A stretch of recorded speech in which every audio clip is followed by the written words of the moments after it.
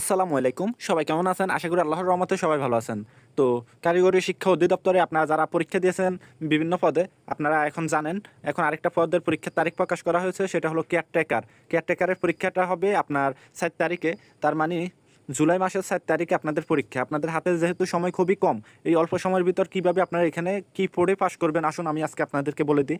তো আপনারা জানেন যারা এই অফিস সহকে কিছুদিন আগে কারিগরি শিক্ষা অধিদপ্তরে আমাদের কাছ থেকে সাজেশন নিয়ে পরীক্ষা দিয়েছেন, আমাদের সাজেশন থেকে ওইখানে হুবহুব কমন ছিল আপনার এই 90% কমন ছিল। শুধু কয়েকটা প্রশ্ন আমাদের সাজেশনে ছিল না, যেগুলো একদম আপডেট ছিল। তো ওইগুলা বাদ আর সবগুলোই আমাদের সাজেশন থেকে কমন পড়ছে ইনশাল্লাহ। তো আপনারা ইনশাল্লাহ এবার কেয়ারটেকার যে পদ, এই পদও আমাদের এই সাজেশন থেকে ইনশাল্লাহ কমন পাবেন।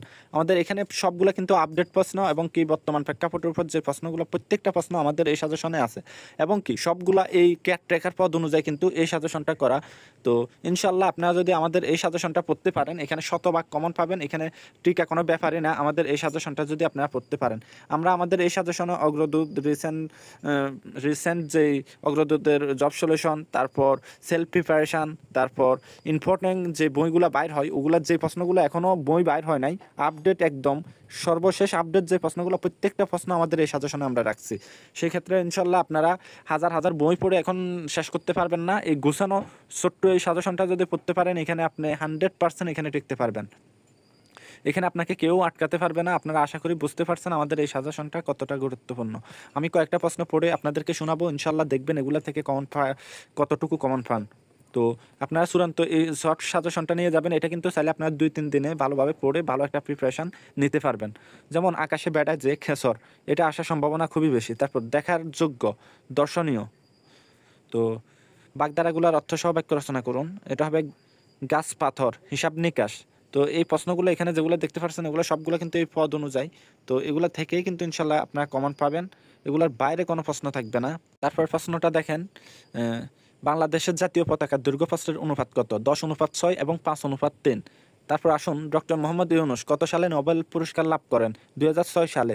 তারপর বাংলাদেশের জাতীয় পাখির নাম কি? দোয়েল। এখানে প্রশ্নগুলো কিন্তু সহজ হবে, আপনারা জানেন। তো ইনশাল্লাহ আপনারা আমাদের এই সাজেশন পড়লে কিন্তু শতভাগ কমন পাবেন। তারপর ৭৬ জুলাই বলতে কোন তারিখ বোঝানো হয়? 5ই আগস্ট। এগুলো বুঝতে পারছেন যে জুলাই গণঅভ্যুত্থান থেকে নেওয়া ডক্টর ইউনূস সম্পর্কে এবং কি জুলাই গণঅভ্যুত্থানের প্রশ্নগুলা। তো ইনশাল্লাহ এখানে প্রত্যেকটা প্রশ্ন আপডেট এবং কি এই পদ অনুযায়ী এগুলাই আসবে, এগুলোর বাইরে কোনো প্রশ্ন আসবে না। তো আপনি ইনশাল্লাহ এগুলো নিয়ে পড়া শুরু করে দেবেন। তারপর বাংলাদেশের রপ্তানি আয়ের প্রধান পণ্য কোনটি? এটা সঠিক আনসার হবে তৈরি পোশাক। তারপর সেন্ট মার্টিন দ্বীপের অপর নাম কি? নারিকেল জিঞ্জিরা। তারপর বাংলাদেশের ম্যানগ্রোভ ফরেস্ট কোনটি? এটা সঠিক আনসার হবে সুন্দরবন। তারপর লালবাগ কেল্লা কে নির্মাণ করেন? শায়েস্তা খান। তারপর এখানে আরও গুরুত্বপূর্ণ প্রশ্নগুলো দেওয়া, এগুলো প্রত্যেকটা প্রশ্ন ইম্পর্টেন্ট। তারপর বাংলাদেশি নাগরিকের ভোট অধিকার প্রয়োগের সর্বনিম্ন বয়স কত? 18 বছর। তারপর জার্মানির বর্তমান মুদ্রার নাম কি? ইউরো। তারপর সাত গম্বুজ মসজিদ কোন জেলায় অবস্থিত? এটা সঠিক আনসার হবে বাগেরহাট জেলায়।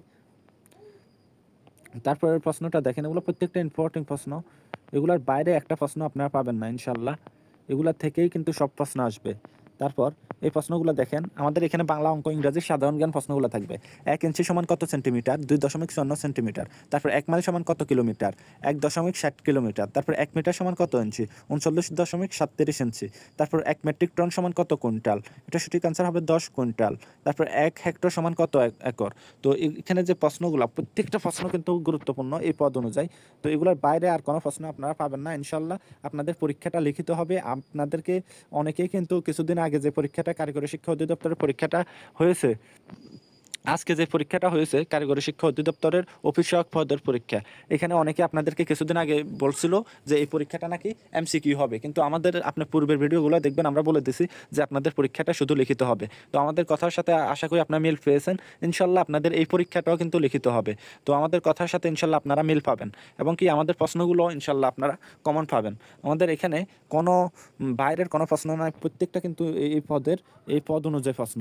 শুভেচ্ছা এর সন্ধি বিচ্ছেদ, শুভ যোগ ইচ্ছা সমান শুভেচ্ছা। তারপর অতীত, অতি যোগ ইত সমান অতীত। তারপর এখানে আরও আছে, এগুলো ইনশাল্লাহ আপনার নিয়ে দেখবেন। তারপর বিপরীত শব্দ, রাগ বিরাগ, তো আরও আছে, এগুলো আপনার দেখে নেবেন। সবগুলো পড়ে তো এখন শোনানো সম্ভব না, সেক্ষেত্রে আমি কয়েকটা পড়ে আপনাদেরকে দেখাচ্ছি। তো আমি ইংরাজিও কয়েকটা পড়ে শোনাবো আপনাদেরকে, তাহলে আপনারা বুঝবেন। তো আমাদের এই সাজেশনে প্রত্যেকটা প্রশ্ন কিন্তু এই পদ অনুযায়ী, সেক্ষেত্রে আপনারা যারা এখনও বসে আছেন, বসে না থেকে দ্রুত আমাদের কাছ থেকে এই চূড়ান্ত শর্ট সাজেশনটা নিয়ে পড়া শুরু করে দেন। এখান থেকে শতভাগ কমন পাবেন, এগুলোর বাইরে কোনো প্রশ্ন থাকবে না ইনশাল্লাহ।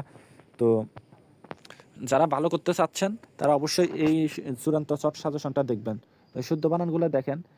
মমস্য বানান, এটা ভেরি ভেরি ইম্পর্টেন্ট। মরস্যকার, ম দীর্ঘকার, মধ্যনাস্য, রেপ রস্যকার, মমস্য, এই বানানটা কিন্তু বেশিরভাগ সময় আসে। তারপর কৃষিজীবী, কৃষিজীবী বানান, করিকার কি, মধ্যনাস্য রস্যিকার, বর্গীয় জ দীর্ঘিকার, ব দীর্ঘিকার, কৃষিজীবী। তারপর হরিণ, হরিণ বানানে হ রস্যিকার, মধ্যিনান্য, হরিণ।